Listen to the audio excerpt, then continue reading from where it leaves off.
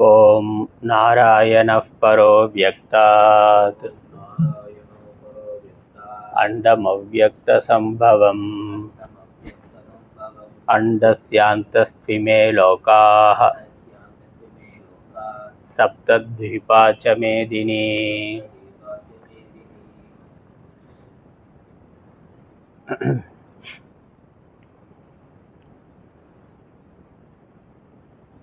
ஸ்ரீமத் பகவத்கீதையினுடைய 3வது அத்தியாயத்தின் முகவுரை பார்த்து கொண்டிருக்கின்றோம்.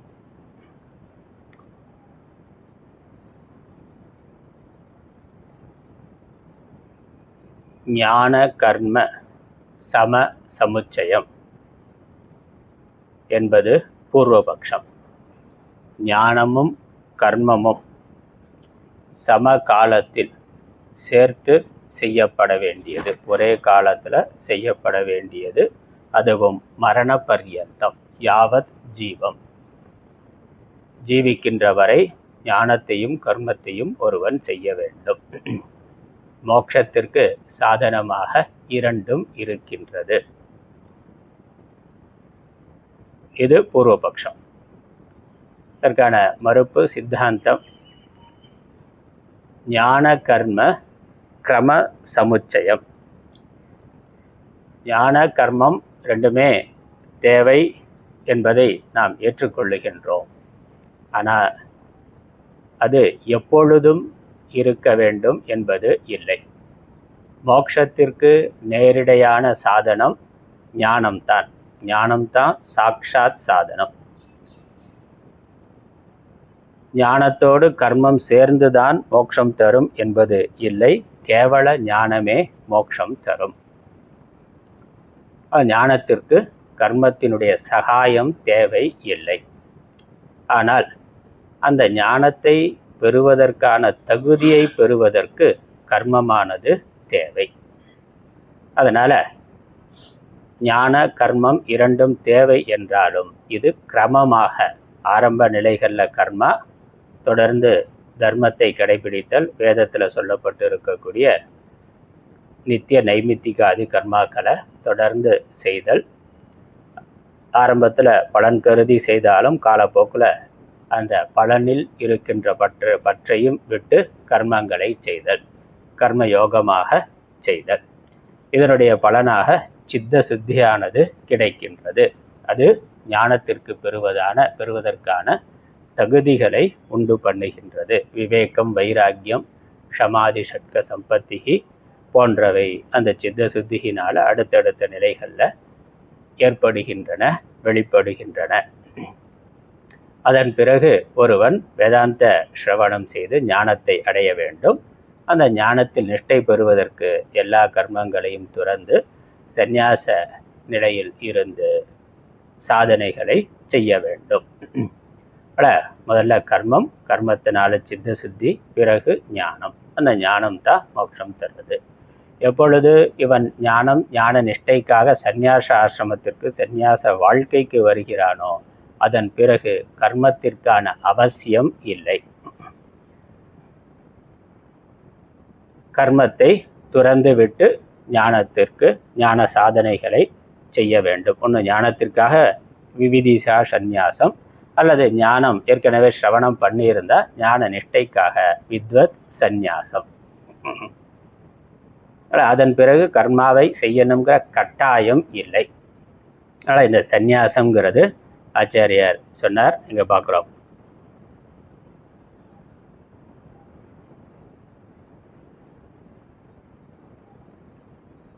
தத்தபி அசத்து. அதிலிருந்து பார்த்தோம்னாக்கா அதை ஒரு படிக்கலாம்.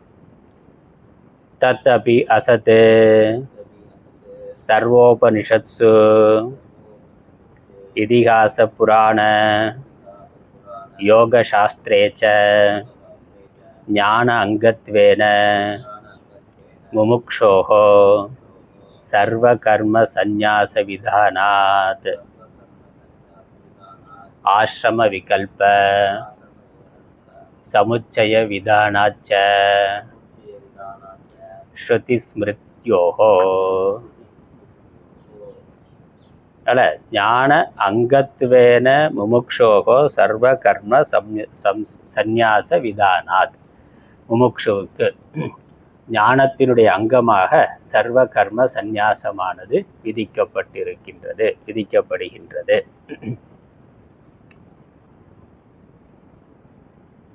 இப்போ முமுக்ஷு எப்பொழுது முமுக்ஷுவாக ஆகின்றான் என்றால், இந்த உலக வாழ்க்கையை வாழ்ந்து அதில் இன்பத் துன்பங்களை அனுபவித்து பிறகு இந்த உலக அனித்தியமானது என்பதை புரிந்து கொள்ளுகின்றான். உலக சுகம் உலகம் அனித்தியமானதுன்னு புரிந்து கொண்ட பிறகு நித்தியமானது எது என்று தேடுகின்றான். அது மட்டுமல்ல, உலகத்திலிருந்து நமக்கு அனித்தியமான சுகம்தான் கிடைக்கின்றது. சுகத்தை விட துக்கம்தான் மிகுதியாக கிடைக்கின்றது. ஏனெனில் உலகம் பொய்யாக இருக்கின்றது, மித்யாவாக இருக்கின்றது. தற்காலிக சுகம் கிடைக்கின்றது என்று ஆரம்பத்தில் தோன்றினாலும் நன்றாக ஆராய்ந்து பார்க்கின்ற பொழுது, அனுபவத்தில் பார்க்கின்ற பொழுது அது சுக ஆபாசமாக இருக்கின்றது. உண்மையான ஒரு நிறைவை தருவதான சுகமான உண்மையான சுகமாக இல்லை, ஒரு சுகம் போன்றதானதாகத்தான் இருக்கின்றது. அதான் மித்யா, பொய். அதனால எது உண்மையான சுகம் என்று, அல்லது இந்த துக்கமயமான வாழ்க்கையிலிருந்து விடுபட வேண்டும் என்ற விருப்பத்தை அவன் அடைகின்றான், விவேகத்தை அடைகின்றான். விவேகம் உலகம் பொய்யானது, அதனால அதன் மேல வைராக்கியம். பிறகு எது உண்மை என்று தேடி அவன் கிளம்புகின்றான். அது முமுக்ஷுத்துவம். அப்போ அவன் வாழ்க்கை அனுபவத்தினால விவேக வைராக்கியம் வர்ற பொழுதே அவன் எல்லா கர்மங்களையும் துறந்து விடுகின்றான். அதாவது சர்வ கர்ம சந்நியாச விதானாத்னு சொல்லிட்டார். அந்த விவேக வைராக்கியம் வந்தால் தானா கர்மங்களிலிருந்து விலகுதல் என்பது வந்து விடுகின்றது. ஏன்னா பயனற்ற ஒன்றை ஏன் செய்ய வேண்டும்? பயன் இருக்குன்னு எதிர்பார்க்கிற வரைக்கும், பயன் கிடைக்கிற வரைக்கும் தான் ஒரு கர்மாவை செய்ய முடியும். பயன் இல்லைன்னு ஒருவன் புரிந்து கொள்ளுகின்ற பொழுது தானா அதை நிறுத்தி விடுகிறான், அதிலிருந்து விலகி விடுகின்றான். அதனால் சந்நியாசம்ங்கிறது அங்கே இயல்பாகவே வந்து விடுகின்றது. அதனால முமுக்ஷுவா இருந்தாலும் அவன் கர்மத்தை தியாகம் செய்கின்றான். ஏன்னா கர்ம பலன்ல அவனுக்கு இச்சையானது போய்விடுகின்றது. அந்த கர்ம பலன் பொய்யானதுன்னு புரிந்து கொள்ளுகின்ற பொழுது அதை அவன் விரும்பவில்லை. கர்ம பலன்ல விருப்பம் இல்லை என்றால் கர்மாவை அவன் செய்ய வேண்டியது இல்லை. ஏதோ வேற வழி இல்லாம கட்டாயத்தினால அல்லது குடும்பம் முதலான பொறுப்புகள் இருக்கிறதுனால தொடர்ந்து செய்தாலும் அவன் மனதளவில் அந்த பற்றுதல் நீங்கியவனாக ஆகிவிடுகிறான். இல்லை சந்நியாச வாழ்க்கைக்கே போய்விடலாம், அல்லது குடும்ப வாழ்க்கையில் இருந்தாலும் உலகத்தில் இருந்தாலும் தன்னுடைய அனித்தியத்துவம் புரிந்து பக்குவம் வருகின்ற பொழுது ஒட்டியும் ஒட்டாமலும் உலக வாழ்க்கையை நடத்துதல் முடியும்.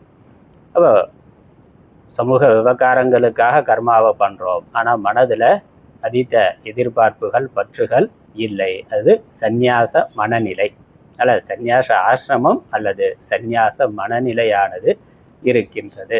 சந்நியாச மனநிலை வந்தால் அதன் பிறகு புறத்தில் கர்மாவை செய்து கொண்டு இருந்தாலும் மனதளவில் அது சந்நியாசம்தான்.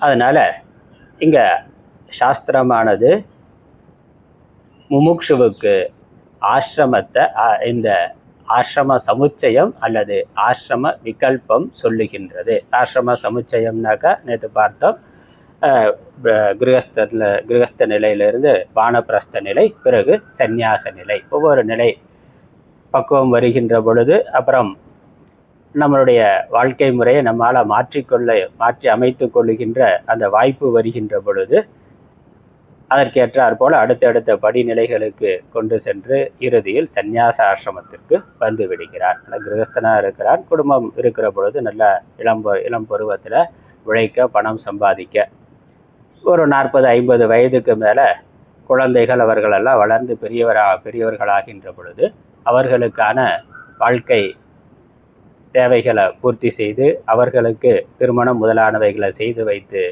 அதன் பிறகு அவர்கள் கையில் பொறுப்பை கொடுக்கக்கூடிய நிலை ஏற்படுகின்ற பொழுது எந்த தயக்கமும் இல்லாமல் அவர்கள்ட்ட கொடுத்து விட்டு இவர்கள் விலகி கொள்ளுகிறார்கள். அதான் பக்குவம், அதான் வானப்பிரஸ்த நிலை. அதற்கும் மேலே இன்னும் வெளியேற முடிந்த, வீட்டை விட்டே வெளியேற முடிந்த அந்த காலத்தில் காட்டில் இருக்கிற பொழுது கணவன் மனைவியாக இருந்து உபாசனை முதலானவைகளை செய்வார்கள். அதன் பிறகு சந்நியாசம் முழுக்கவே ஒரு இடத்துல இல்லாமல் யாத்திரையாக செய்தல் அல்லது ஞானம் என்ற வேதாந்த சாஸ்திர சிரவணத்தை மட்டுமே பிரதானமாக கொண்டு இருத்தல் சந்நியாச ஆசிரமம். அப்படி கிரமமாக சந்நியாச ஆசிரமத்துக்கு வருகிறார். அது ஆசிரம சௌச்சயம் என்று சாஸ்திரம் சொல்லுது, உபனிஷத் சொல்லுது. அல்லது ஆசிரம விகல்பம், பிரம்மச்சரியத்தில் இருந்து அவன் சந்நியாச ஆசிரமத்துக்கு நல்ல வைராக்கியம் வந்து போவதற்கான விதியும் இருந்தால் அவன் சென்று விடுகிறான். அல்லது இல்லறத்தில் இருந்து நேரடியாக வானப்பிரஸ்தத்தை தவிர்த்து சந்நியாசத்திற்கு சென்று விடுகிறான். அது ஆசிரம விகல்பம். இப்படி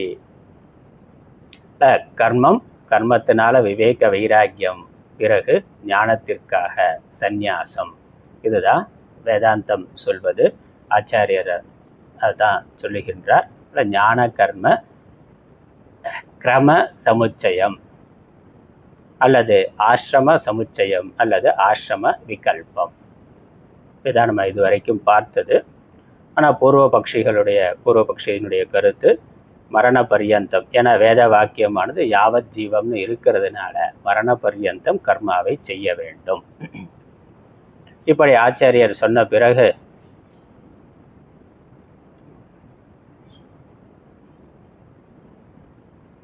பூர்வபக்ஷி என்ன சொல்லுகிறார்? பூர்வபக்ஷம் என்ன வருது? சித்தக படிக்கலாம். சித்தக தர்ஹி சர்வ ஆசிரமினாம் ஞான கர்மனோகோ சமுச்சய. நீங்கள் சொல்கிற மாதிரி ஆசிரம சமுச்சயம் சாஸ்திரமே சொல்லி இருக்கு. 4 விதமான ஆசிரமத்தை சொல்லி இருக்கிறது என்று சொல்லுகின்ற பொழுது சாஸ்திரம் ஒன்றை சொன்னால் அதற்கான விதியையும் சொல்லும். அப்போ 4 ஆசிரமங்கிற பொழுது ஒவ்வொரு ஆசிரமத்தில் இருந்து என்ன செய்யணும் என்ன செய்யக்கூடாதுன்னு அங்கே கர்மாவானது விதிக்கப்பட்டிருக்கின்றது. இப்போ சந்நியாச ஆசிரமம்னு இருந்தாலும் சந்நியாச ஆசிரமத்துக்கான தர்மங்கள்னு இருக்கு. சந்நியாச ஆசிரமத்திலிருந்து ஒருவன் இந்த கர்மாவை செய்ய வேண்டும்னு விதி இருக்குமே. ஆகவே ஞான கர்ம சமுச்சயம் இருக்கு என்று முமுட்சுவோட என்று பூர்வபக்ஷம். அது தானா சாஸ்திரமே அதற்கான விதி கொண்டு வந்து விடுகிறது. சந்நியாச ஆசிரமத்தில் இருக்கிறவர்கள் இதை செய்யணும் என்று விதி இருக்குமே. ஆகவே ஞான கர்ம சமுச்சயம் இருக்கிறதுன்னா சந்நியாச ஆசிரமத்தோட முதல் விதியே எல்லா கர்மாக்களையும் சந்நியாசம் பண்ணுறது தான். அதனால் விதி இருக்குது, ஆனால் ஒரே விதி தான் எல்லா கர்மாக்களையும் சந்நியாசம் பண்ணுறதுங்கிறது தான் விதி. இதுவரைக்கும் பிரம்மச்சரியத்திலையோ கிரகஸ்த ஆசிரமத்திலையோ அல்லது வானப்பிரஸ்த ஆசிரமத்தில் இருந்தோ அவன் என்ன கர்மாக்களை செய்து வந்தானோ எல்லா கர்மாக்களையும் தியாகம் பண்ணுறது என்பது தான் சந்நியாச ஆசிரமத்தினுடைய ஒரே விதி. அதை பண்ண பிறகுதான் அவன் சந்நியாச ஆசிரமத்துக்கே வருகின்றான். அதனால் சந்நியாச ஆசிரமத்துக்குன்னு கர்மா இல்லை. கர்மாக்களை தியாகம் செய்தல் என்பது தான் சந்நியாசம் என்பது ஆச்சாரியர் சமாதானமாக சொல்கிறார். அதற்கான வேத வாக்கியங்களையும் பிறகு நியாயங்களையும் சொல்லுகின்றார். சமாதானம். ந முமுக்ஷோஹோ சர்வ கர்ம சந்நியாச விதானாத். முமுக்ஷுவுக்கு எல்லா கர்மங்களையும் சந்நியாசம் செய்தல் என்பது விதிக்கப்பட்டிருப்பதால், அங்கே விதியாக இருப்பதனால் அங்கே விதியே கர்மாவை செய்யறதில்ல, கர்மாவை துரத்தல் என்பது தான் விதி. அதுதான் கடைசி கர்மா. அவன் செய்கின்ற கடைசி கர்மா இதுவரைக்கும் செய்த கர்மாக்கள் அனைத்தையும் முறையாக பூர்த்தி செய்தல், முடித்து வைத்தல், அந்த விரஜாஹோமம் பண்ணி எல்லா கர்மாக்களையும் நிறைவு செய்தல் என்பது தான். அதன் பிறகு எவ்விதமான கர்மாவும் இல்லை. ஏன்னா அவன் ஏற்கனவே கர்ம பலனில் வைராக்கியம் வந்து தான் அது வேண்டான்னு முமுட்சுவாகி கர்மாவிலிருந்து கர்ம பலன்களிலிருந்து விடுபடுவதற்கான வழியை தேடி வந்திருக்கின்றான். அதனால் அதன் பிறகு கர்மா இல்லை. முமுட்சுவா இருந்தாலும் சரி, அல்லது அதன் பிறகு சிரவணம் பண்ணி ஞானத்தை அடைந்து ஞானியான பிறகும் கர்மாங்கிறது விதியா இல்லை. அதுக்கப்புறம் அவர் செய்யலாம். ஆசிரமத்துக்கு வர்ற பொழுது, முமுட்சுவா படிக்க வர்ற பொழுது அங்கேயும் ஜப தீட்சை கொடுக்குறோம், மற்ற ஆசிரமத்தில் சேவை பண்ணணும், குருவுக்கு சேவை பண்ணணும். தத்வித்தி பிரணிபாதேன பரிப்பிரஷ்னேன சேவையா என்று குருவுக்கு சேவை பண்ணுறது, ஈஸ்வர சேவை பண்ணுறது, கைங்கரியம் பண்ணுறது முதலானவைகள் சொல்லப்பட்டிருக்கு. ஆனால் இது எதுவுமே விதி கிடையாது, கண்டிப்பாக செய்தாக வேண்டும் என்பது இல்லை. அதுவும் ஞான நிஷ்டை வந்தால் அதன் பிறகு கர்மா பண்ணக்கூடாதுங்கிறது இல்லை. ஆனால் கர்மா பண்ணித்தான் ஆக வேண்டும்ங்கிற விதியானது சாஸ்திரமே சொல்வது இல்லை. அப்படி கர்மா பண்ணாதான் அந்த ஞானமானது கிடைக்கும் என்றோ ஞான பலன் கிடைக்கும் என்றோ இல்லை. அதாவது மோட்சத்திற்கு ஞானம் மட்டும் போதுமானது அல்ல, கர்மாவும் சேர்ந்து தான் மோட்சங்கிற பலனை கொடுக்கின்றதுங்கிறது பூர்வபக்ஷியினுடைய கருத்து. அதை நம்ம ஏற்றுக்கொள்வதே இல்லை. ஞானம்தான் மோட்ச பலனை, மோட்சத்திற்கு ஞானம் மட்டுமே போதுமானது என்பதுதான். இப்போ கர்மா செய்யலாம், செய்யாம இருக்கலாம், செய்தே ஆக வேண்டும்ங்கிற கட்டாயம் விதி இல்லை.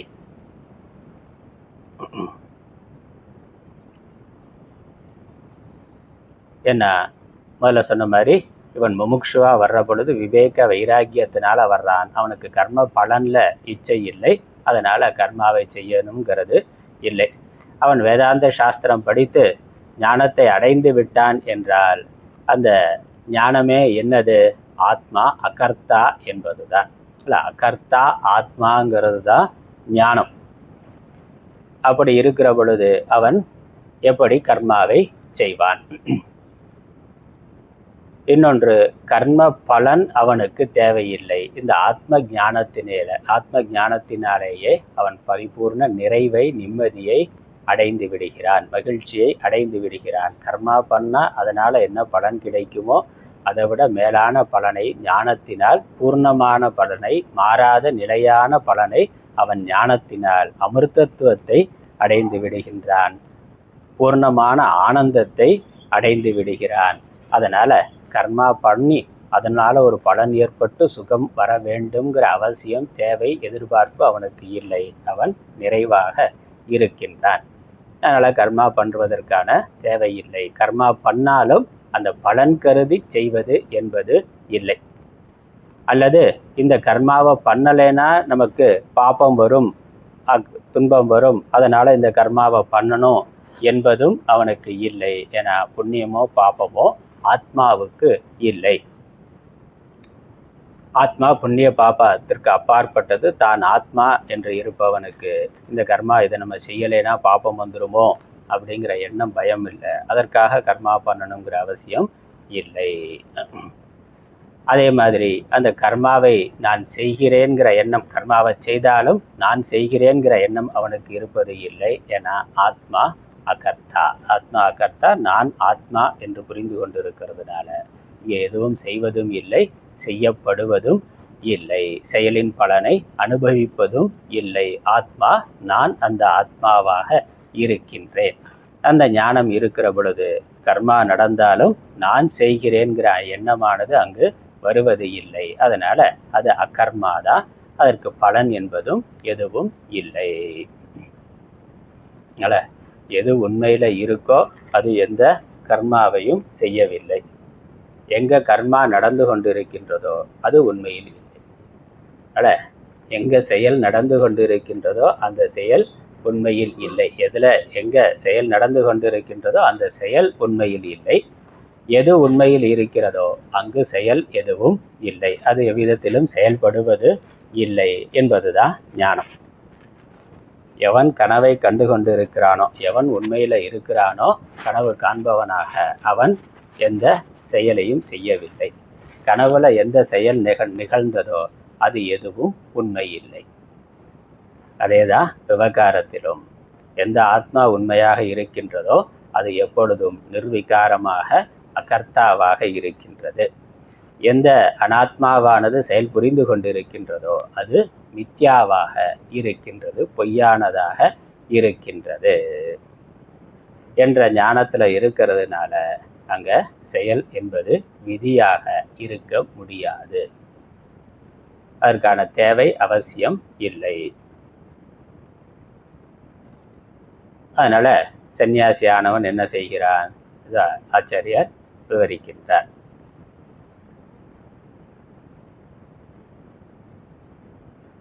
முமுக்ஷோஹோ சர்வகர்ம சந்நியாச விதானாத் வியுத்தாய அத பிக்ஷாச்சர்யம் சரந்தி தஸ்மாத் ந்யாசமேஷாம் தபசாம் அதிரிக்தம் ஆகுகு ந்யாச ஏவ அத்யரேச்சயேத் இதி ந கர்மணா ந பிரஜயா தனேன தியாகேன ஏகே அமிர்தத்வம் ஆனசுகு இதி ச பிரம்மச்சர்யாதேவ பிரவ்ரஜேத் இத்யாத்யாஹ ஸ்ருதயஹ.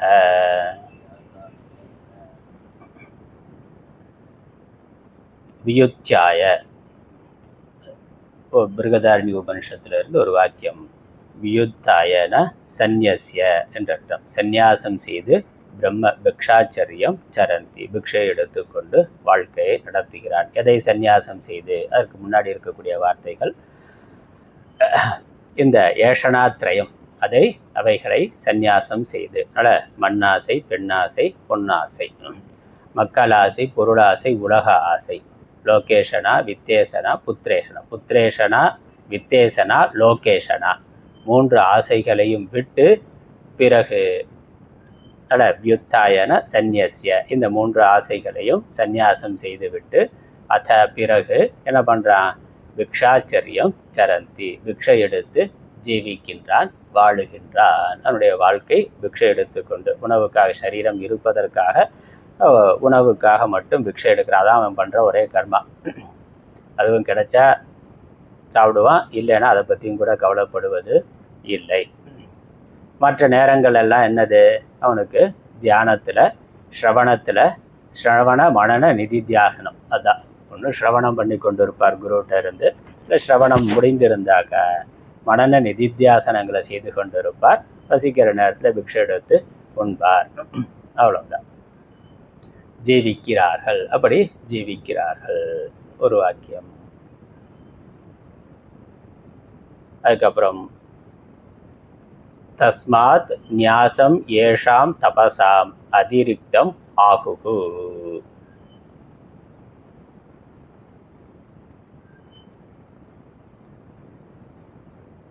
அது தைத்திரிய உபனிஷத்தில் இருக்கிறது. தைத்திரிய உபனிஷத்தில் மகாநாராயண வள்ளியில் இருக்கிறது. மகாநாராயண உபனிஷத்து. இதில் ஒவ்வொரு ஆன்மீக சாதனையும் தபஸ்னு சொல்லுது. அந்த எல்லா தபஸ்களை விட மேலானது சந்நியாசம். சந்நியாசம் தான் தபஸ்களில், தவத்திலெல்லாம் மேலான தபம் சந்நியாசம் என்று சொல்லுகிறார்கள். தஸ்மாத் ந்யாசம் ஏஷாம் தபசாம் அதிரிக்தம். ஞாசம்ங்கிறது சந்நியாசம் தான் மற்ற எல்லா ஆன்மீக சாதனைகளை விட, எல்லா தபஸ்களை விட மேலான தபஸாக சொல்லப்படுகின்றது. மகாநாராயண உபனிஷத்து. அதுக்கப்புறம் ஞாச ஏவ அத்தியரேச்சயேத், ஞாசம்தான் சிறந்தது. அது நாராயண உபனிஷத்தில். அதுக்கப்புறம் ந கர்மனா ந பிரஜையா தனேன தியாகேன ஏகே அமிர்தத்துவம் ஆனசுகு. கர்மத்தினாலோ பிரஜையினாலோ தனத்தினாலோ ஒருவன் அமிர்தத்துவத்தை அடைவது இல்லை, தியாகத்தினால் மட்டுமே அமிர்தத்துவத்தை அடைகின்றான். அப்போ சந்நியாச விதிங்கிறது அங்கே இருக்கு. சந்நியாசங்கிறது சந்நியாசத்தினாலேயே மோட்சத்தை அடைகிறான் என்பது. கர்மாங்கிறது இந்த சந்நியாசத்தை வலியுறுத்தி சொல்வதன் மூலமாக கர்ம தியாகம்ங்கிறது தெள்ள தெளிவாக இருக்குது. அதனால் மரண பர்யந்தம் கர்மா பண்ணணுங்கிறது இல்லை என்பதற்கான வேத வாக்கியங்கள் இது. ஏன்னா யாவத் ஜீவம்ங்கிறது வேத வாக்கியம் தான். இப்போ அந்த வேத வாக்கியத்தை வைத்து கொண்டு தான் சாஸ்திரமே சொல்லியிருக்கு எப்படி கர்மா விடலாம்னா. அதே சாஸ்திரம் தான் சந்நியாச மார்க்கத்துக்கு வந்த பிறகு எந்த கர்மாவும் இல்லை, அந்த கர்மாவை விடுதல் என்பது தான் மோட்ச சாதனம் என்பதையும் சொல்லி இருக்கின்றது. இது வரைக்கும் சொன்னது வேத வாக்கியங்கள். இதற்கு மேலே இதிகாசம், ஸ்மிருதிகள்ல இருந்து, இதிகாசங்கள்ல, புராணங்கள்ல இருந்து மேற்கோள் காட்டுகின்றார். பார்த்ததுக்கு தமிழ் அர்த்தம் பார்த்துருவோம், அப்புறம் அடுத்த மேற்கோளுக்கு போவோம். அப்பொழுது ஆசிரமங்கள் எல்லாவற்றுக்கும் ஞான கர்மங்கள் இரண்டும் ஒருங்கு சேரல் அமைந்தது என்றார். எல்லா ஆசிரமம்னு சாஸ்திரமே பிரித்து சொல்லியிருக்குன்னா அந்தந்த ஆசிரமத்துக்கான கர்மாவை சொல்லி இருக்குமே என்றால் அப்படி என்று மற்ற ஆசிரமங்களுக்கு கர்மா சொல்லி இருக்கு. சந்நியாச ஆசிரமத்துக்கு அந்த கர்மாக்களை விடுதல் என்பது தான் விதிக்கப்பட்டிருக்கின்றது. சம்சாரத்தினின்றும் விடுபட விரும்புவோனுக்கு முமுக்ஷு சகல கர்மங்களையும் துரத்தலை விதித்தலின், எல்லா கர்மங்களையும் துரத்தல் என்பது விதிக்கப்பட்டிருக்கின்றது. அதனால் எல்லா கர்மாக்களையும் எல்லா கர்மாக்களுக்கும் கர்மாவை பண்ணிட்டு சன்னியாசத்துக்கு வந்துடும். கர்மா பண்ணி முடிக்கிற இறுதி கர்மான்னு சொல்கிறோம்ல, அவ்வளோதான், அவனுக்கு கர்மா பண்ணி முடிச்சாச்சுன்னா. அதனால் சன்னியாசம்னா என்னென்னா எல்லா கர்மாக்களுக்கும் கர்மா பண்ணி வைக்கிறதா சந்நியாசம், கர்மா பண்ணி முடிச்சுறது தான் சந்நியாசம். விதித்தலின் மக்கள் ஆசையையும், அதுக்கு மேற்கோளாருக்கான மேற்கோள்கள் பிருகதாரண்ய உபனிஷத்திலிருந்து, மக்கள் ஆசையையும் புத்திரேஷனா பொருளாசையையும், வித்தேஷனா உலக ஆசையையும், லோகேஷனா விட்டு, அவைகளை விட்டுன எல்லா விதமான ஆசைகளையும் விட்டு. அதனால் ஆசைகளை இந்த 3 பிரிவுக்குள்ளே கொண்டு வந்துடலாம். எல்லா ஆசைகளையுமே விட்டு துறந்து பிறகு பிக்ஷை எடுத்து ஜீவிக்கிறார்கள். இந்த சரீரம் ஜீவித்திருக்கிறதுக்கு ஷாரீரம் கேவலம் கர்ம குர்வன் என்று பின்னாடி பகவத்கீதையிலே வரப்போகுது. சரீரம் நிலை பெற்றிருப்பதற்கு தேவையான கர்மாக்களை மட்டும் செய்து வாழுகிறார்கள். சரீரம் நிலை பெற்றிருப்பதற்கு என்ன வேணும்? செல்ஃபோன் வேணும்னா செல்ஃபோனெல்லாம் வேண்டியதில்லை, வெறும் சாப்பாடு பிக்ஷை இருந்தால் போதுமானது. பிக்ஷை எடுத்து ஜீவிக்கிறார்கள். ஆதலால் அடுத்த இன்னொரு வாக்கியம் தைத்திரிய உபனிஷத்தில், ஆதலால் இத்தவங்களுள் துறவை மேலானதாக கூறுகிறார்கள். எல்லா தவங்களுள்ளும் துறவுதான் மேலான தவம் என்று கூறுகிறார்கள். துறவே சிறப்புற்றது. அதில் ஒவ்வொரு ஆன்மீக சாதனையாக சொல்லி எல்லாமே தவம்னு அங்கே சொல்லுது. அதற்கு மேலே துறவுங்கிறது ஒரு தவம், அதுதான் எல்லா தவங்களுள்ளும் மேலான தவம்.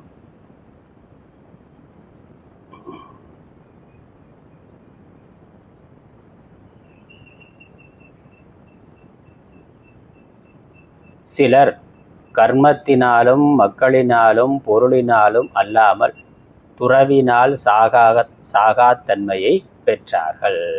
அதனால் இதனால் இந்த கர்மத்தினாலேயோ புத்திரன் முதலானவைகளாலோ பொருளாலோ கிடைக்காத அந்த அமிர்தத்துவத்தை இவர்கள் சந்நியாசத்தினால் பெற்றார்கள். சந்நியாசத்தினால் பெற்றார்கள்னா ஞானத்தினால் மற்ற அனைத்தையும் மித்யா என்று துறந்ததினால் பெற்றார்கள். அதனால் சந்நியாசம்ங்கிறது ஆசிரம வாழ்க்கை என்பதோட புத்தியில் இருக்கக்கூடிய அந்த துறவு நிலை, அதை நம்ம புரிந்து கொள்ளணும்.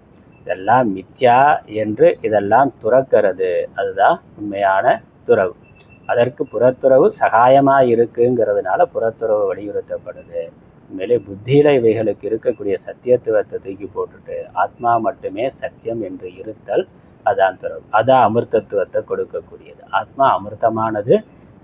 நான் ஆத்மா, இங்கு எல்லாமே ஆத்மா என்று புரிந்து கொண்டு அதிலேயே மனதை நிறுத்தி நிற்றல், மற்ற எல்லாவற்றையும் மற்ற எல்லா துவைத்த விஷயங்களையும் மித்யா என்று விளக்குதல், புத்தியில இருந்து விளக்குதல், அதான் துறவு.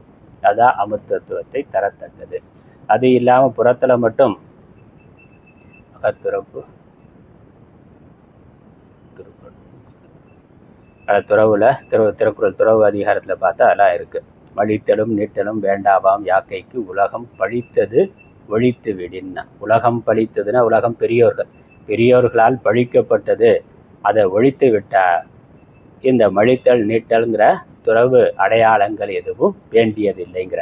அப்போ உலகம் பழித்ததுன்னா உலகமே பழிக்கப்பட்டது. உலகம் பழித்ததுன்னா உலகத்தில் இருக்கக்கூடிய பெரியோர்களால் பழிக்கப்பட்டது. எது? எல்லாமே மித்யா என்று ஒட்டுமொத்த உலகமும் பழிக்கப்பட்டிருக்கின்றது. அப்படி இந்த உலகத்தை மித்யா என்று புரிந்து கொண்டு அதை துறந்து விட்டால் அதுக்கப்புறம் இந்த ஜட வளர்த்து கொள்றதோ அல்லது முண்டனம் பண்ணி கொண்டு துறவு வாழ்க்கைக்கு வருதல் என்பதோ தேவை இல்லைன்னு சொல்கிறார். அப்போ துறவு வாழ்க்கைக்கு வந்தாலும் உண்மையான துறவு அமிர்தத்துவத்தை தரக்கூடியது. இந்த மிருத்தமான உலக விஷயங்கள் அனைத்தையும் புத்தியில இருந்து நீக்கி விடுதல் என்பதுதான். அதன் மேலே இருக்கக்கூடிய பற்றை, அபிமானத்தை, எதிர்பார்ப்பை, அவைகள் சத்தியம் நினைக்கிறத தூக்கி போட்டுறதா. அதற்கு பதிலாக இது எல்லாமே ஆத்மா என்று. அதனால் நாமரூபத்தை விட்டுட்டு நான் ஆத்மா, இங்கு எல்லாமே ஆத்மா, எல்லாமே பூர்ணமானது, பூர்ணமத பூர்ணமிதம்னு அந்த பூர்ணமான ஞானத்தை மனதில் வைத்து கொண்டிருத்தல் அதான் அமிர்தத்துவம். அதில் அந்த அமிர்தத்துவம் ஏதோ செத்ததுக்கு அப்புறம் வர்றது இல்லைன்னா சாவே இல்லைங்கிற ஞானம் தான் அமிர்தத்துவம். நான் அதுவாகவே இருக்கிறேன், எனக்கு மரணம் இல்லை என்று அப்படி நின்ற அந்த க்ஷணமே அமிர்தத்துவமானது சித்தித்து விடுகின்றது. சாகாத்தன்மையை பெற்றார்கள் என்றும். அதுக்கப்புறம் பிரம்மச்சரியத்தினின்றே துறக்கலாம். ஜபாலோபனிஷத்து முன்னாடி ஆசிரம விகல்பம்னு சொன்னாரே. பிரம்மச்சரியத்திலிருந்து துறத்தல் என்பது ஆசிரம விகல்பம். படிப்படியாக ஒவ்வொரு ஆசிரமமாக கடந்து இறுதியாக சந்நியாச ஆசிரமத்துக்கு வர்ற பொழுது முந்தின ஆசிரம தர்மங்கள் எல்லாவற்றையும் துறத்தல் என்பது ஆசிரம சமுச்சயம். ஆசிரம விகல்பம்ங்கிறது பிரம்மச்சரியத்தில் இருந்து நடுவில் இருக்க ஆசிரமங்கள்லாம் ஸ்கிப் பண்ணிட்டு நேராக சந்நியாச ஆசிரமத்துக்கு வந்து விடுதல், அதுவும் வரலாம் என்றும். முதலாக உள்ளவை துறவை விதிக்கும் ஸ்ருதிகளாம்.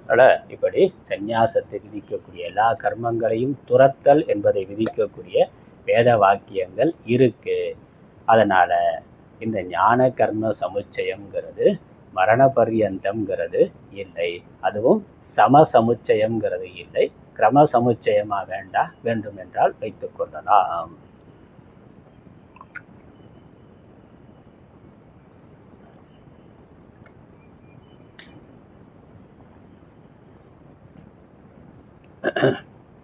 இதற்கப்புறம் ஸ்மிருதியிலிருந்து மேற்கோள்கள் காட்டுகிறார். இதுவரைக்கும் சொன்னது வேத வாக்கியங்கள். இதன் பிறகு தர்மசாஸ்திரங்கள் மற்ற புராண இதிகாசங்கள்ல இருந்து அதற்கான மேற்கோள்கள். ரொம்ப அருமையான ஸ்லோகங்கள். அடுத்த ஸ்லோகம் படிக்கலாம். ஸ்லோகமாக இருக்கும். தியஜ தர்மம் அதர்மஞ்ச உபே சத்யான்ருதே தியஜ உபே சத்யான்ருதே த்யக்த்வா ஏன தியஜசி தத்யஜ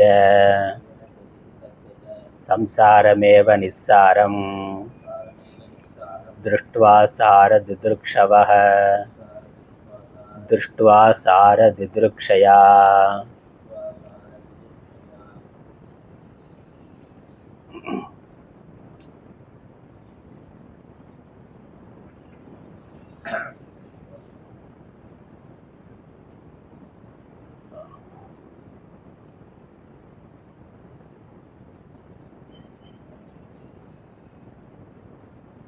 संसारमेव निस्सारं दृष्ट्वा सारदिदृक्षया प्रव्रजन्त्यकृतोद्वाहाः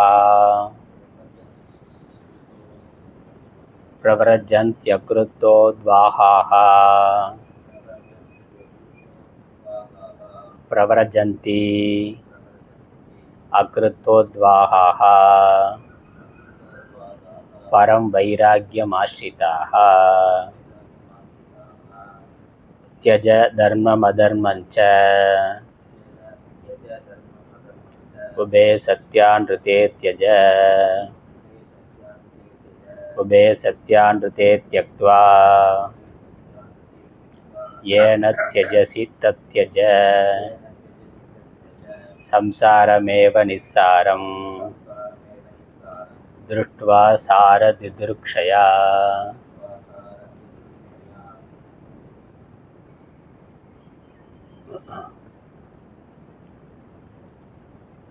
பிரவரஜந்தி அக்ருத்தோத்வாஹாः பரம் வைராக்யமாஸ்ரிதாः.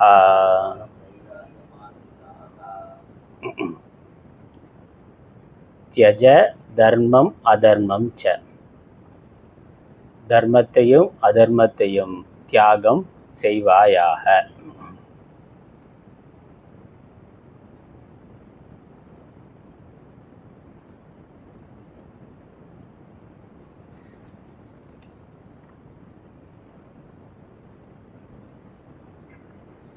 தர்மம் அதர்மம் இரண்டையும் தியாகம் செய்வாயாக. அப்படின்னா புண்ணிய காரியங்கள் பாப காரியங்கள் இரண்டையும் விட்டு விடுவாயாக. ஏன்னா ரெண்டுல எது பண்ணாலும் அதனுடைய பலனை அனுபவிப்பதற்காக மீண்டும் பிறந்தாக வேண்டும். புண்ணியத்தை பண்ணால் இன்பங்கிற பலன் வரும், அதை அனுபவிக்கிறதுக்கும் பிறக்கணும்.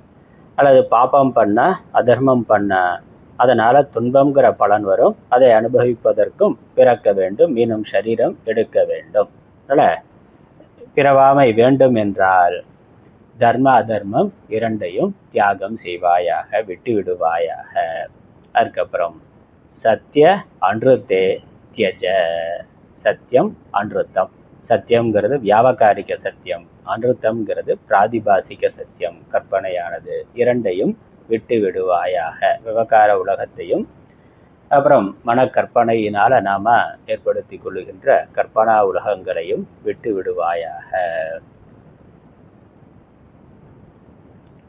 அதுக்கப்புறம் அதுக்கு மேலே உபே சத்திய அன்ருத்தே தியக்த்வா. இந்த இரண்டு கற்பனைகளையும் மனக்கற்பனைகளையும் ஈஸ்வர சிருஷ்டி ஜீவ சிருஷ்டி. அதனால் சத்தியம் அன்ருத்தம்ங்கிறது சத்தியம் ஈஸ்வர சிருஷ்டியாக இருக்கக்கூடிய வியாபகாரிக ஜெகத்து, அன்ருத்தம்ங்கிறது ஜீவ சிருஷ்டியாக இருக்கக்கூடிய பிராதிபாசிக ஜெகத்து. நம்ம மனிதர்கள் நம்மளுடைய விவகாரத்துக்காக நாம் ஏற்படுத்தி கொள்ளுகின்ற ஒன்று, அல்லது தனிப்பட்ட முறையில் நம்ம மனது பண்ணுகின்ற கல்பனைகள், இது எல்லாவற்றையும் விட்டு விடுவாக. ஈஸ்வர கல்பனையான உலகத்தையும் விட்டுவிட வேண்டும். விட்டுவிடுதல்ங்கிறது என்னது? அது சத்தியம் இல்லை, விவகாரத்தில் மாத்திரம் இருக்கக்கூடியது, பாரமார்த்திகம் இல்லை என்று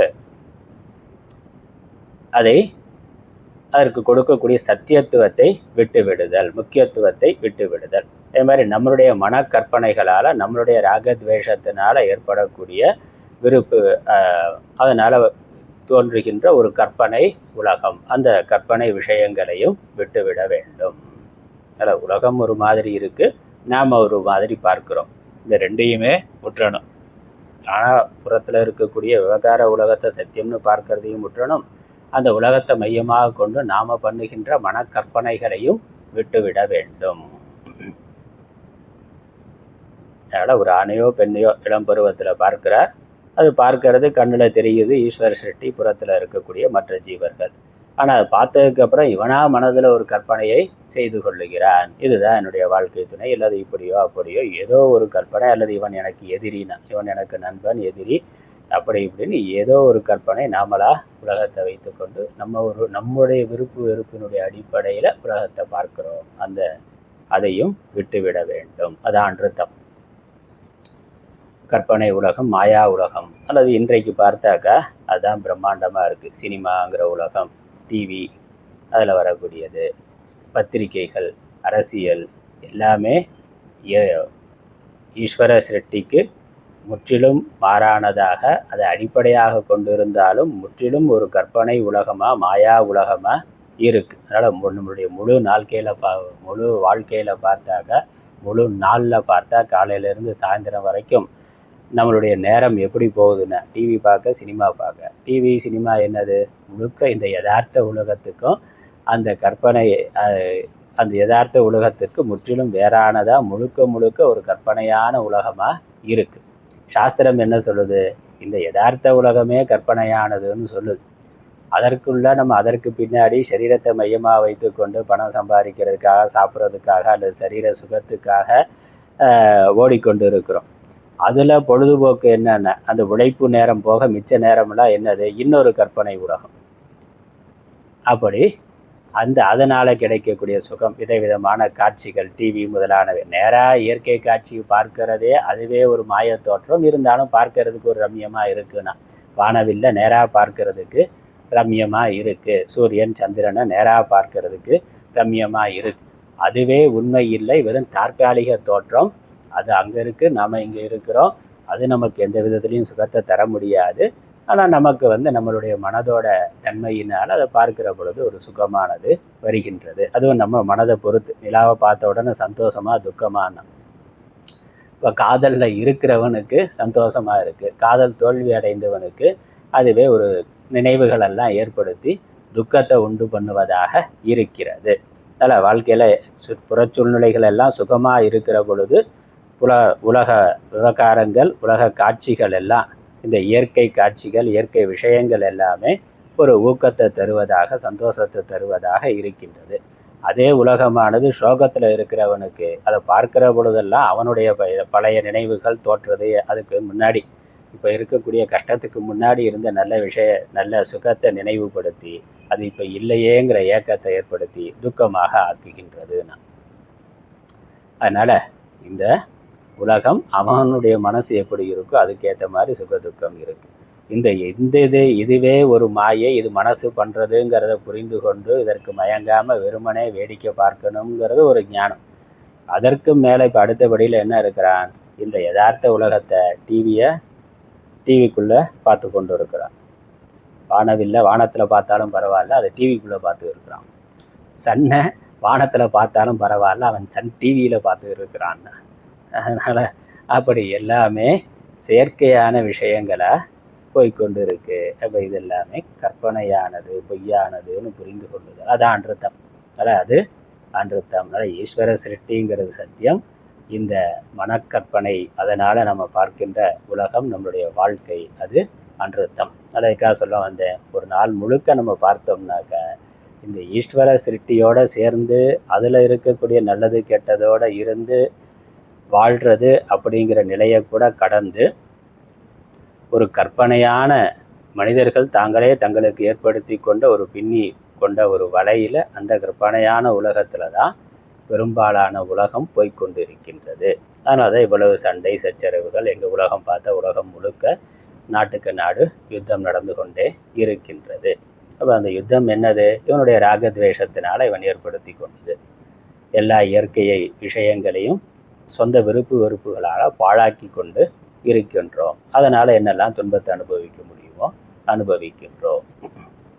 அதனால் இது எல்லாத்தையும் விட்டுருன்னா, இதெல்லாம் விட்டு அதற்கு மேலே ஏன தியஜசி தத் தியஜ, எதனால் அனைத்தையும் விட்டாயோ அதையும் விட்டு விடுவாயாக.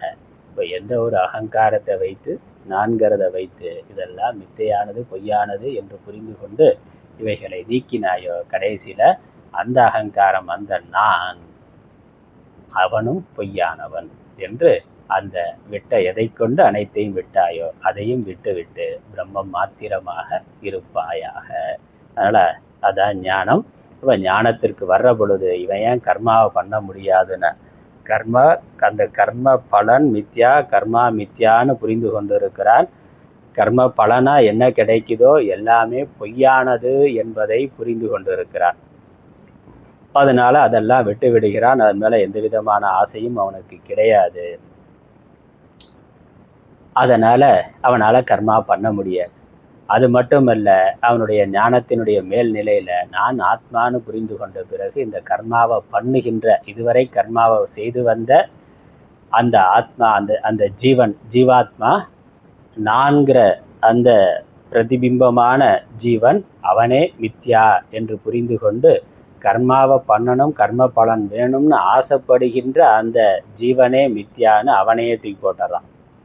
அதுக்கப்புறம் கர்மா பண்ணுறதுக்கு யார் இருக்கா? ஆத்மா மாத்திரம்தான் இருக்குது. ஆத்மா கர்மாவை பண்ண வேண்டிய அவசியம் இல்லை. அதனால் சாஸ்திரமே அவனுக்கு கர்மாவை விதிக்க முடியாது. ஆள் இருந்தால் தானே கர்மாவை சொல்ல முடியும். ஆளே இல்லாத பொழுது எப்படி கர்மாவை சொல்ல முடியும்? அந்த ஆள் இருந்தானோ அந்த ஆளை இவன் ஞானத்தினால காலி செய்து விடுகிறது அந்த சாஸ்திரம். வேதாந்த சாஸ்திரம் இந்த ஜீவனையே இல்லாமல் செய்து விடுகின்றது. அப்படி ஜீவன் இல்லாமல் போயிட்டா அதன் பிறகு இந்த கர்ம காண்டமானது இப்படி புரிஞ்சுக்கணும். இந்த உபனிஷத்து என்ன பண்ணுது? ஜீவனையே அவனுடைய சொரூபம் என்னன்னு காட்டி அவனை இல்லாமல் செய்து விடுகின்றது, அல்லது ஆத்மாவாக ஆக்கி விடுகிறது. ஆத்மாவோடு அவனை கலந்துவிட செய்து விடுகின்றது. அதன் பிறகு இந்த கர்ம காண்டம் யாருக்கு கர்மாவை விதிக்க முடியும்? கர்மாவை சொல்ல முடியும்? அதனால் அவன் ஏற்கனவே தனக்குத்தானே கொல்லி வைத்து கொண்டான், தனக்குத்தானே காரியம் பண்ணிட்டான். அதற்கு மேலே வேற என்ன காரியம் பண்ணுறதுக்கு உலகத்தில் இருக்கு? அதனால் காரியம் பண்ணுறதுக்கான வாய்ப்பு இல்லை.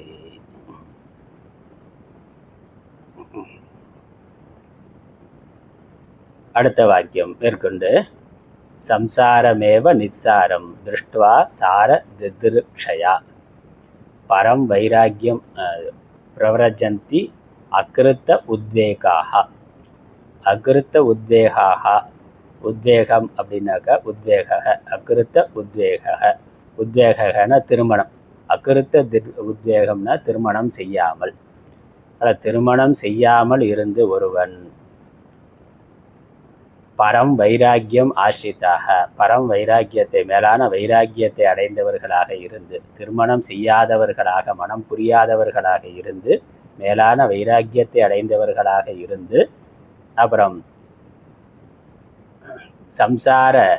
சம்சாரம் ஏவ நிஸ்ஸாரம் திருஷ்டுவா, இந்த சம்சாரமானது நிஸ்ஸாரம் என்று அறிந்து கொண்டு, அதனால பரம் வைராக்கியம் அடைந்தவர்களாக இருந்து, சார திதிருக்ஷயா, இதற்கு சாரம் என்ன? இதெல்லாம், அதாவது இந்த உலக வாழ்க்கை, உலகம்ங்கிறது சாரம் இல்லாமல் இருக்கிறது என்பதை புரிந்து கொண்டு, அதனால் அதன் மேலான வைராக்கியத்தை அடைந்தவர்களாக ஆகி, பிறகு சார திதிருக்ஷயா, சாரத்தை தேடுபவர்களாக. இதெல்லாம் சாரம் இல்லைன்னா எது சாரம்? என்னது? ஆத்மாவை தேடும். சாரம்ங்கிறது ஆத்மா பிரம்மம் தான். இது அனைத்திற்கும் ஆதாரமாக இருக்கிறது, நித்தியமாக இருக்கிறது, பூர்ணமாக இருக்கிறது. எது என்று தேடக்கூடியவர்களாக பிரவரஜந்தி, அனைத்தையும் தியாகம் செய்கின்றார்கள். அதனால் இது சாரம் இல்லைன்னு புரிந்து கொண்டவன் சார்புணர்ந்து சார்பு கெட ஒழுகின். இதெல்லாம் சார்பு இல்லை, இதெல்லாம் உலகம் அனைத்தும் பிரம்மத்தை சார்ந்திருக்கின்றது என்பதை புரிந்து, சார்புணர்ந்துன்னு, பரம்பொருளை சார்ந்து இவைகள் இருக்கின்றன, அனைத்தும் இருக்கின்றன என்பதை புரிந்து கொண்டு அறிந்து கொண்டு, அப்புறம் சார்பு கெட ஒழுகின், இந்த உலகத்தின் மேலே இருக்கக்கூடிய சார்பானது நீங்குவதற்காக. அப்படி ஒழுகினால், சார்பை நீக்கி கொண்டால், சார்பு கிட ஒழுகின்னா சார்பை நீக்கி கொண்டால், எல்லாம் பரம்பொருளை சார்ந்திருக்கின்றன என்பதை புரிந்து கொண்டு, உலகப் பொருள்களின் மேல் இருக்கக்கூடிய சார்பை பற்றை ஒருவன் நீக்கி கொண்டார், அதுவானது மீண்டும் உலகச் சார்பை அழித்து பிறவியிலிருந்து விடுவிக்கும். அது அங்கே திருக்குறள். அதனால் சாரத்தை தேடி உலகம் சாரம் இல்லை என்று புரிந்து கொண்டு, அதன் மேல் வைராக்கியத்தை அடைந்து, உலகத்தின் சாரம் என்ன, உலகத்தின் சாரம் உலகத்திற்கு வேறாக இருக்கக்கூடிய பிரம்மம் என்ன என்பதை அறிவதற்காக சந்நியாசத்தை அடைகிறார்கள். யார் சொன்னது? இதி ப்ருகஸ்பதிஹி அபி கச்சம் பிரதி. ப்ருகஸ்பதி கச்சனுக்கு சொன்னது. அது எந்த இடத்துல இருக்குன்னு தெரியலை. ஆனால் இதே வாக்கியமானது நாரத பரிவிராஜக உபனிஷத்தில் இருக்குது. இங்கே ஆச்சாரியர் ப்ருகஸ்பதி கச்சனுக்கு சொன்னதுன்னு சொல்லியிருக்கிறார். அது எந்த இடத்துல மகாபாரதத்தில் தான் கச்சன் கதை வருது, வேறு எங்கள் புராணங்களில் எங்கே இருக்குதுன்னு சொல்லி அதனுடைய சோர்ஸ் தெரியலை. ஆனால் இந்த மந்திரங்கள், இந்த 2 ஸ்லோகங்கள் நாரத பரிவிராஜக உபனிஷத்துலையும் வந்திருக்கின்றன. என்னுடைய தமிழ் பார்த்தோம்னா,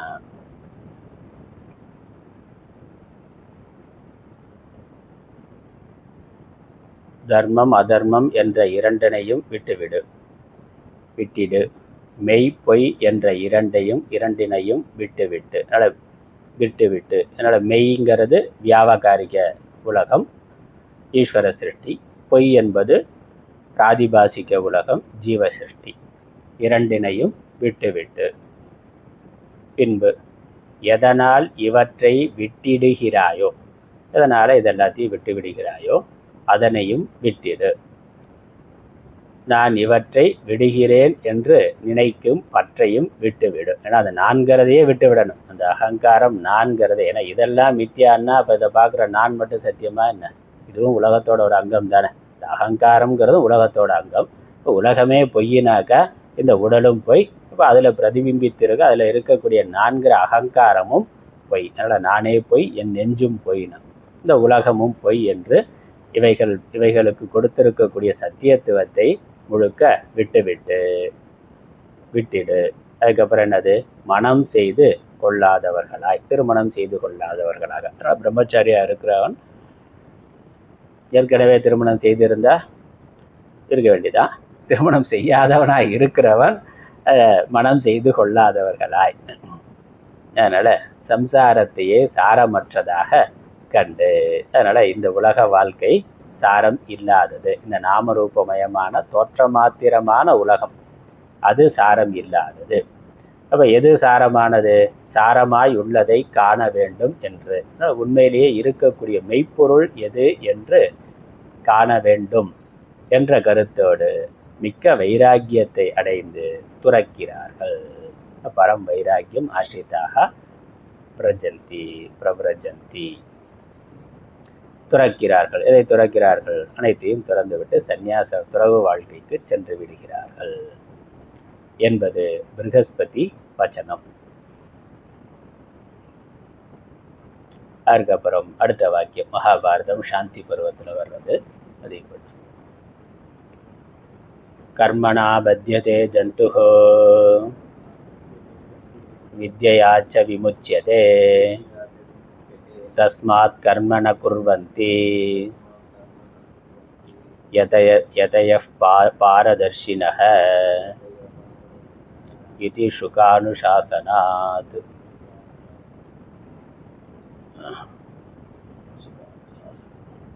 கர்மணா பத்யதே ஜந்துஹோ. அழகா தெளிவாக இருக்கு. ஜந்துனா ஜந்துக்கள், உயிர்கள். பிறந்து இருக்கிறது எதுவோ அதுக்கு ஜந்துன்னு பேர். ஜாயத்தே இது ஜந்துஹோ, தோன்றி இருப்பது. பிறத்தல் இறத்தல் என்று கர்ப்பம் அல்லது முட்டை இப்படி தோன்று வளர்ந்து இருந்து போகக்கூடியது எதுவோ அதுக்கு ஜந்துன்னு பேர். அதனால் உயிர்கள் அனைத்தும் எதனால் பந்தப்படுகின்றன? கர்மனா பத்தியதே, கர்மத்தினால் கட்டப்படுகின்றன. நல்வினை தீவினைங்கிற கர்மத்தினால கட்டப்படுகின்றன, அதை செய்கின்றன. பிறகு அதனுடைய பலனை அனுபவிப்பதற்காக பிறக்கின்றன. அப்படி பிறப்பு இறப்புங்கிற சுழற்சியில் கட்டப்படுகின்றன, சம்சார சக்கரத்தில் கட்டப்படுகின்றன. எதனால்? கர்மத்தினால. விடுதலை எதனால்? வித்தையாச்ச விமுச்சியதே, வித்தையினால் விடுதலையானது ஏற்படுகிறது. ஞானத்தினால் வித்தைங்கிறது ஆத்ம வித்யா, ஞானம். ஞானத்தினால் விடுதலை அடைகின்றன. கர்மம் அஜானத்தினால கர்மா, கர்மாவனால புண்ணிய பாபம், புண்ணிய பாபத்தினால பிறப்பு இறப்புனா இன்ப துன்பம். எப்போ ஆத்ம ஞானம் வருதோ அப்பொழுது ஆத்மா அகர்த்தா, அகர்த்தா ஆத்மா, நான் ஆத்மா என்ற அந்த ஞானம் வர்ற பொழுது கர்மா நின்று விடுகிறது. கர்மா இல்லை என்றால் கர்மாவோ கர்த்தாவோ அங்கே இல்லாமல் போய்விடுகிறான். அது இல்லை என்றால் புண்ணிய பாபம் இல்லை, புண்ணிய பாபம் இல்லைன்னா பிறப்பு இறப்பு என்ற சம்சாரமானது இல்லை. தஸ்மாத், ஆகவே இதுதான் உண்மை என்பதனால முதல் வாக்கியம் உண்மை. ஆகவே இதுதான் சத்தியம் என்ப பந்தத்துக்கு காரணம் கர்மா, விடுதலைக்கு காரணம் ஞானம். ஆகவே கர்ம ந குர்வந்தி, ஆகவே கர்மாவை செய்கிறது இல்லை. யாரு? யதயக, யதிக்கள், சந்நியாசிகள். அவர்கள் எப்படி, எதனால் இந்த ஞானம் வந்தது? பாரதர்ஷினக, எல்லாவற்றிற்கும் பாரமாக எல்லையாக இருக்கின்ற பரம்பொருளை ஆத்மாவை அறிந்தவர்கள். பாரதர்ஷினகன ஆத்ம ஞானிகள்னு அர்த்தம். பாரம்னா எல்லை, முடிவு. எல்லாவற்றினுடைய முன்னாடி பார்த்தோமே சார திருக்ஷயான, அந்த சாரத்தை அறிந்தவர்கள். பாரம் எல்லை, எல்லாம் எங்கே முடிகின்றது என்று அந்த முடிவை, ஆதாரத்தை அறிந்தவர்கள், ஆத்மாவை அறிந்தவர்கள்.